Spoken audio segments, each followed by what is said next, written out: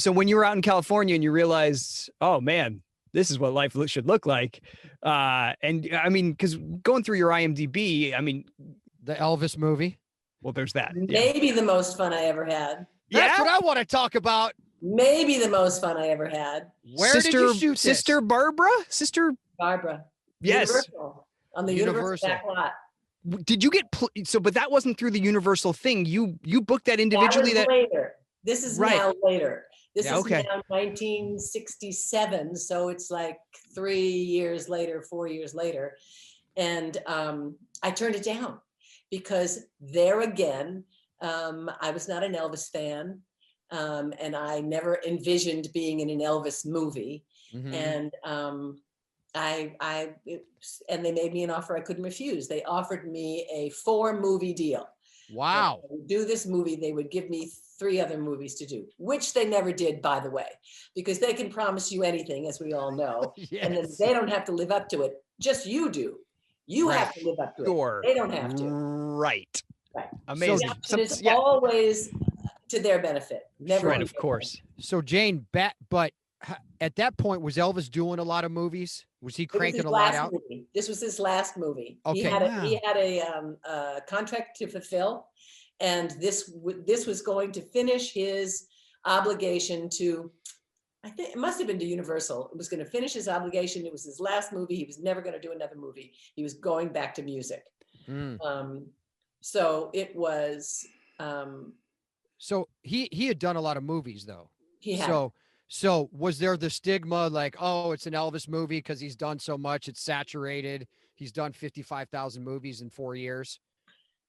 I don't know what the perception was. Fair enough. My perception was I was a snotty New York elitist, and it was it was an Elvis Presley movie. It was not what I envisioned for myself.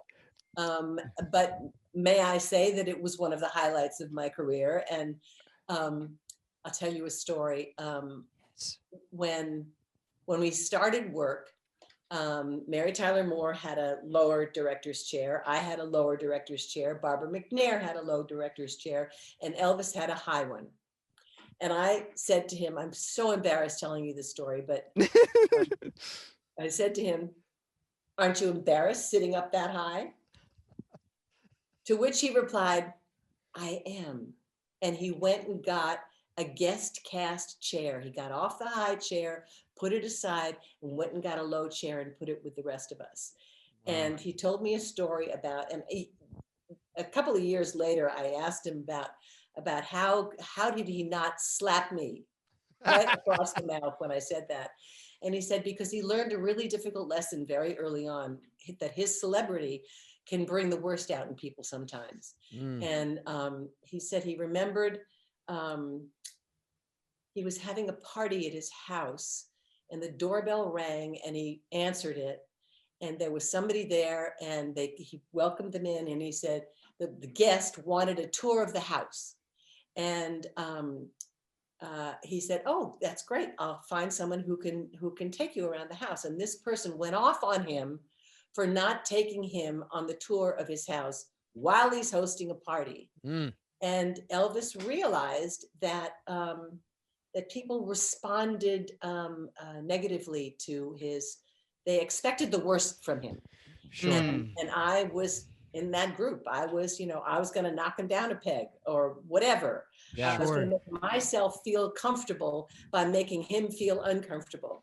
I'm not proud of it.